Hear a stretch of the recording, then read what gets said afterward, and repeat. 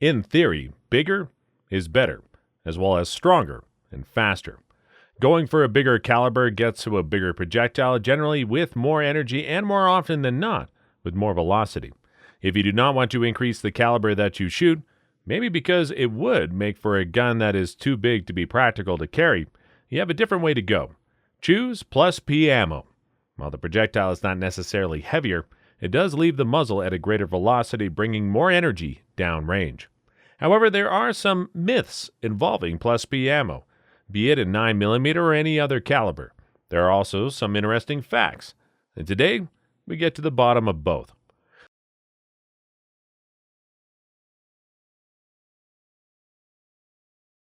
The general assumption is that more oomph is more lethal, and +P gets you exactly that. Let's face it, being in the worst situation of your life, when you actually have to draw your gun and down a bad guy, you want him to go down as fast as possible. This is especially true as a self-defense situation in which you can actually use a firearm needs as a minimum a threat to your life or of greater bodily harm. This means that your assailant is probably armed. You do not want him to get a shot or swing at you with whatever weapon he uses before the projectile you just fired finally shows the desired effect. The sad truth is that for a round to achieve that effect, there are several factors that have to work together. The +P alone means nothing here. It just shows that the ammo has been loaded at pressures higher than the normal ones for that caliber. How much higher is not even said. So are 9mm rounds loaded to a maximum of 35,000 psi? Being +P, the round might just have a pressure of 35,001 psi. The standardization of the pressure comes from a request of Congress in 1961. This led to the foundation of the Sporting Arms and Ammunition Manufacturers, in short, SAMI. With the standardization, it would be safer to use guns and ammo, and the compatibility of one for the other could be assured. The result is that you can buy 9mm ammo today and use it in any pistol in that caliber, no matter if it was produced in 1910, 1950, or 2020.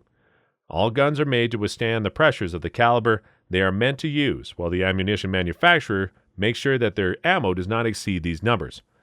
This way, you can shoot your gun knowing it will not blow up right into your face. Staying with the 9mm, the MAP, maximum average pressure, stands at 35,000 psi. As mentioned, most manufacturers will stay inside this limit and often enough below it. Modern-day metallurgy allows to produce guns that it can easily withstand more. For that, and to improve the performance of the ammo, SAMI added the +P option to the 9mm caliber. Here, the MAP is 38,500 psi. That does not mean that this pressure has to be achieved.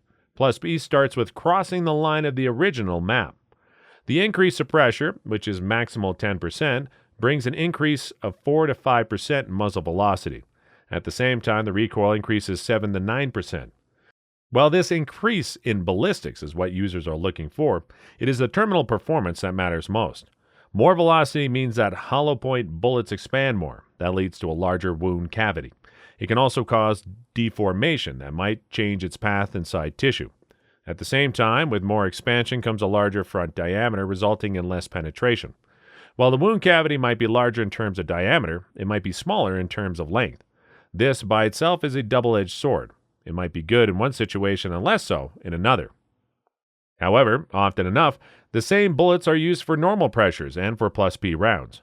For a hollow point projectile to work at its best, it has to hit above a certain velocity and below another one. If it's too slow, it will simply not expand at all, or not expand enough. If it does not expand at all, it will behave like a full metal jacket projectile inside the body light. If it does hit too fast, it might disintegrate, shedding pieces of its jacket, leading to loss of weight with less energy retention with even less penetration. A good example is the good old 45 ACP Remington 185 grain Golden Saber ammo.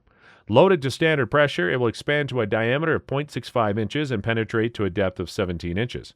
Using the +P version with its increase in velocity, the expansion also increases to 0.71 inches. However, the penetration is now only 13 inches. What you get is not a clear-cut improvement, but a trade-off. In this example, the standard ammo does create a wound cavity that is overall 5% larger than that of the +P ammo of the same caliber. That is not all. With the +P ammo, you do get more recoil, pay more for the ammo, and increase the wear on the gun. Also, with the more in recoil, your accuracy is going down. Now, that does not mean that Plus P ammo is always going to be worse than the standard ammo. There are guns and cartridges that do benefit nicely from the increased pressure. One example is a snub-nosed revolver chambered in .38 Special.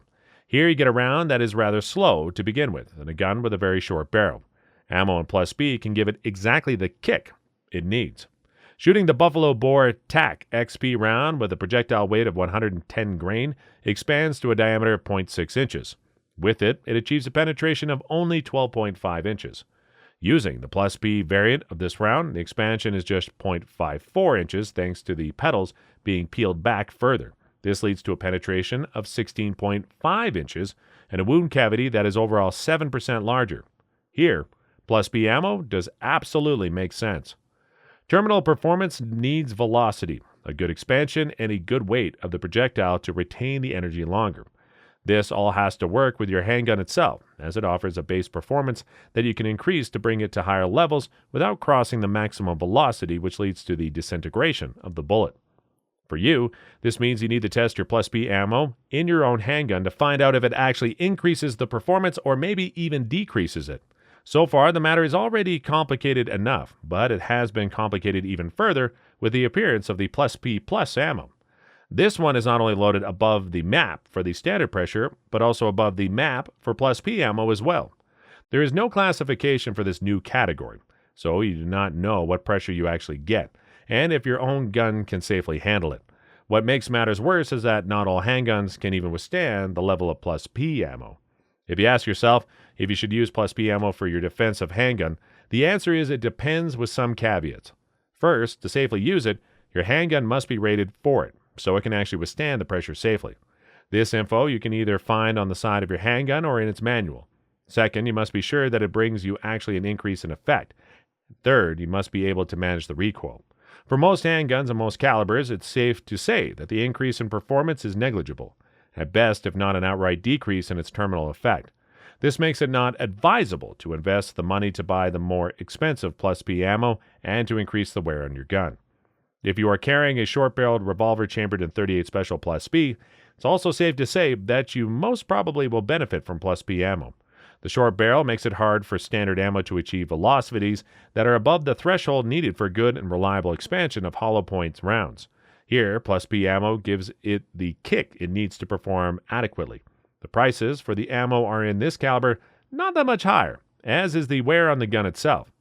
Being a revolver, albeit a small one, you will also have less problem managing the stronger recoil. In conclusion, Plus P ammo does in some cases give you the performance boost that you need. In many others, it is just counterproductive while at the same time being more expensive, reducing accuracy and increasing the wear on your gun.